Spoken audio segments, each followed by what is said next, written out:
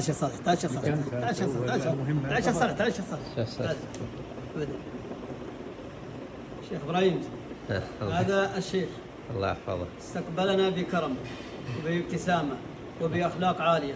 نسأل الله عز وجل أن يعلي قدره في الدنيا والآخرة وأن يكرمه كما أكرمنا. ننتظر من الشيخ أو من أقرباء الشيخ أن يشرفونا في بيتنا في المدينة إن شاء الله. أن يشرفونا في بيتنا في المدينة. فأنا الآن في بيتي، الآن هنا في بيتي في باكستان، كذلك هو في بيته في بيتي في المدينة يصبح بيته كذلك.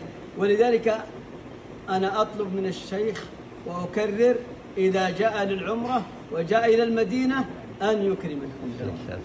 نحن صرنا مسؤولا بمجلس الشيخ وبمجلس الشيخ، وإن شاء الله نزورهم، وهذا بيتهم في باكستان إن شاء الله. والله صحيح أنه بيتي والله الذي جزاك الله خير.